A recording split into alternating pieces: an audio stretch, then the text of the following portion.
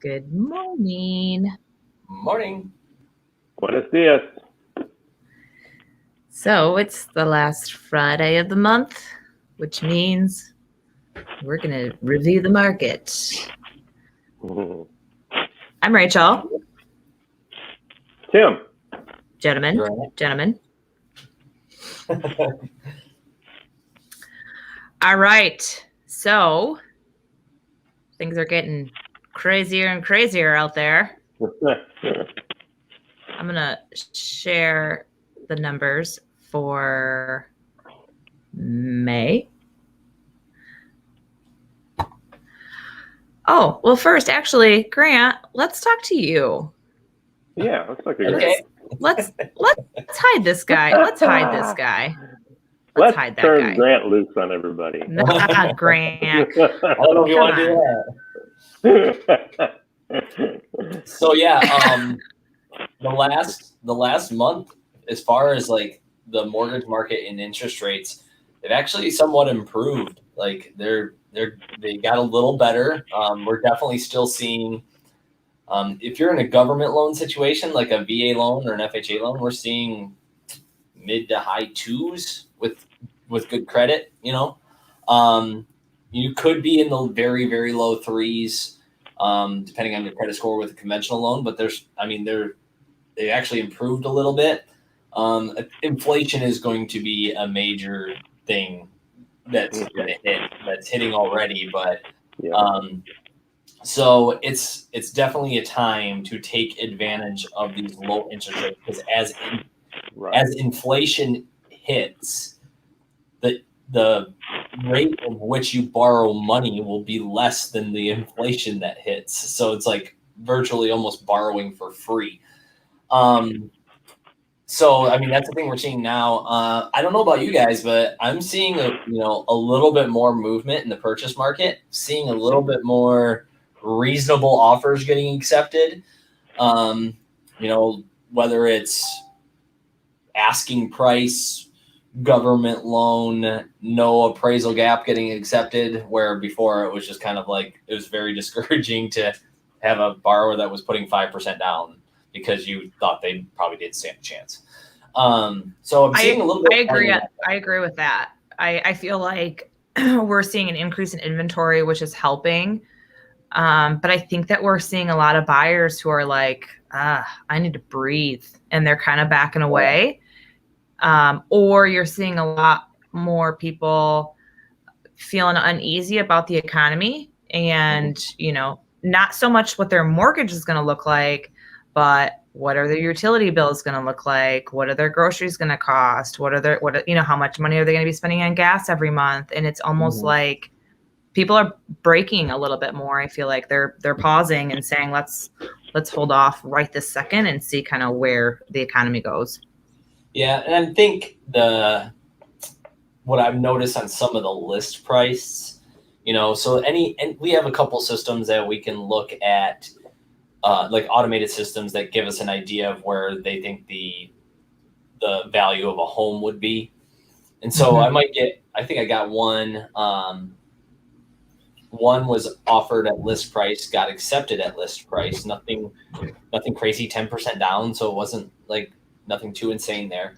But the list price might have been a little on the heavy side. So it's, we'll still start to see what these appraisals are still coming in at. I haven't had any appraisal issues recently, ones that weren't justified at least. And so I don't know. We'll see on the appraisal side, but it is good to see some more purchases going through because we've had a stockpile of pre-approved buyers for quite some time, and you can only keep someone pre-approved for so long before they give up.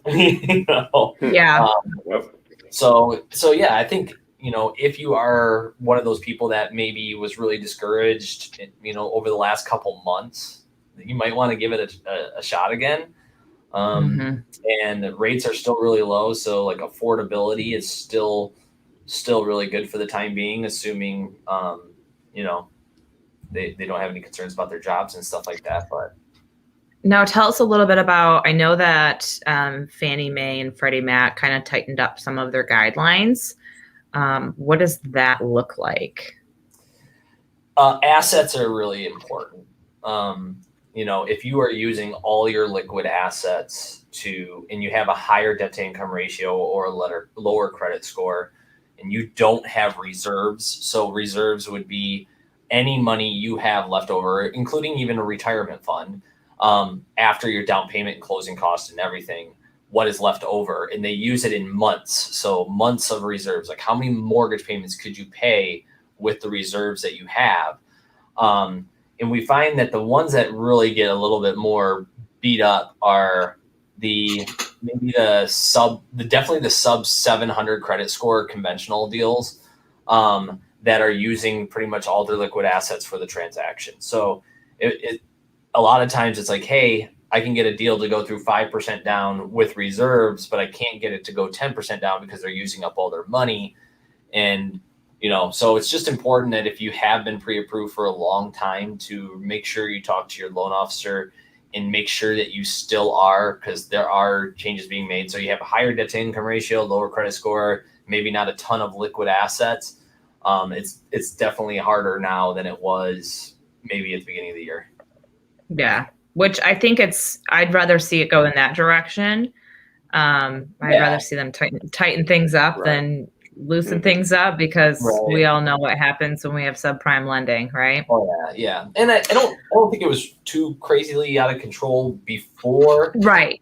Yeah. It was, after a while, when you do so many loans, like you can look at you could look at a file and be like, oh, this will be good. This will be fine. Yeah. And then all of a sudden you're like, it's not fine.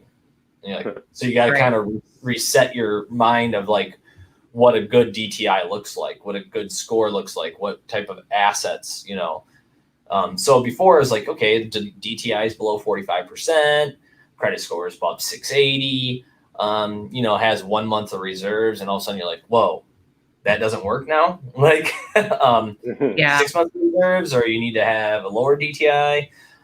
So yeah, it's just important to make sure you cross your T's, dot your I's, and make sure not cross your I's. Sometimes I want to do that too. Cross your eyes, cross them. Yeah. But this market will make your eyes cross a little bit. It does. But I do feel like, especially in the last couple of weeks, I just had a lot of purchase transactions coming through, which is just a good sign. For those mid-level buyers buying between 180 and 300.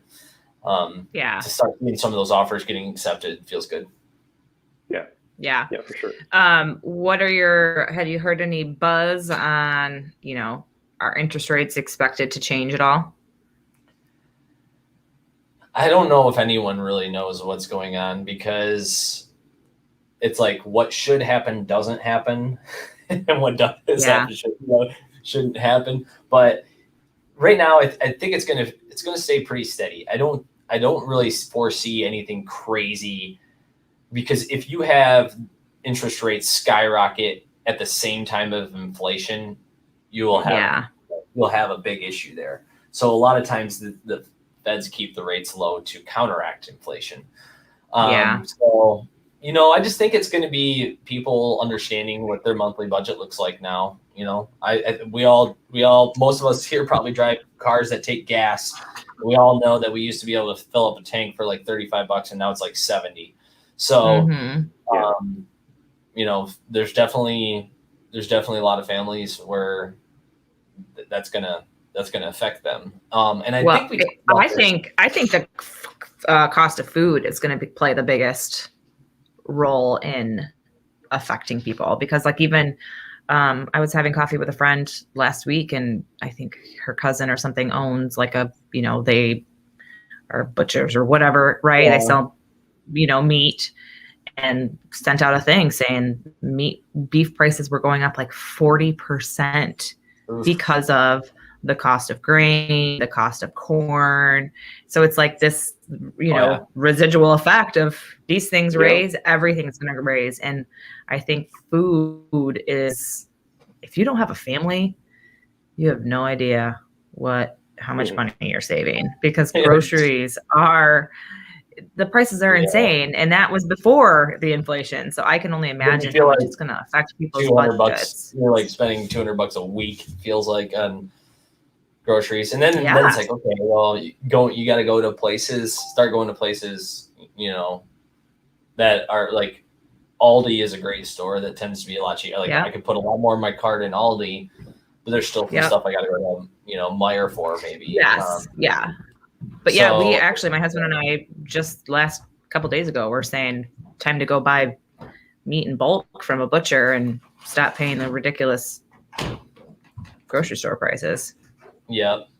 I think, I think it's definitely going to be interesting coming forward. I think in our last live, we talked about this, where I was telling buyers within a certain price range that they might want to start looking outside of town, right? Like where it's like a little bit less competitive. Well, now you add on, now a 30-minute drive when gas prices are up. Yeah. That's even a bigger issue. And so, I mean, some stuff just needs to be done and kind of, politically to get some stuff back on track. Regulate some of those inflation costs. Yep. All right. You got anything else for us, Grant? I don't. I think the biggest thing right now is there is a good time to take advantage of the rates kind of taking a little dip here, and the fact that inventory by no means is at a buyer's market, but has opened the door for some people that felt like they were pretty much shut out for the last couple months. Right. Yeah. I think it's we're much better definitely seeing that too. Yeah, no question. Yeah. We just got a government loan accepted, right? We did. Yeah. So that's good. Get to the finish line. All right. Well, we hope you have a great holiday weekend, and I'm sure we'll talk soon. You too. Take care. Thanks so much, Grant. Bye, Grant. Bye. Yep.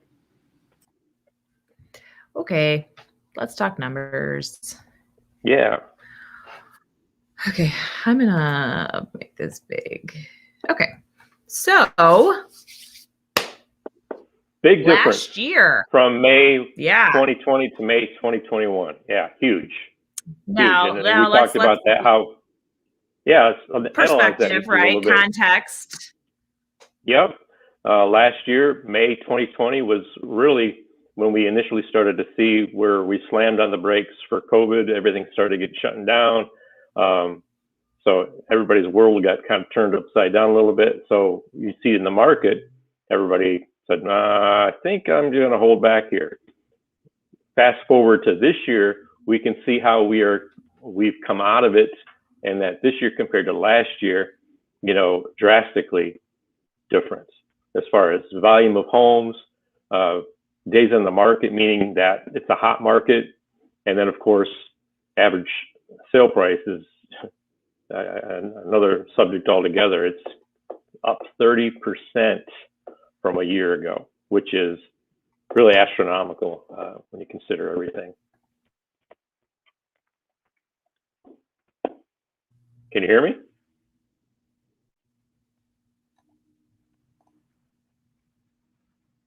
Are you there, Rach? I feel like we're getting some technical difficulties here. Okay. Yeah, no, it's good on my side. My connection. It is? Yeah. Well, I'm guessing it's probably I'm guessing it's probably not good on my side. Looks like it's picking up a little bit.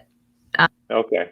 But yes, from what I heard, and I heard most of it, I definitely agree. My mind is kind of blown by that 30% number. It just seems like, that's a lot. Yeah, that is a lot. And we see it, kind of on an isolated basis, where we see homes being sold for way more than even what list price is. But on an average, it's typically not that drastic. It evens out average wise, but this is saying that on an average, it's a lot higher. The prices are a lot higher. And again, what Grant said is a lot of it's because, the market, the inventory levels, the interest rates, are all conducive to, it being a seller's market.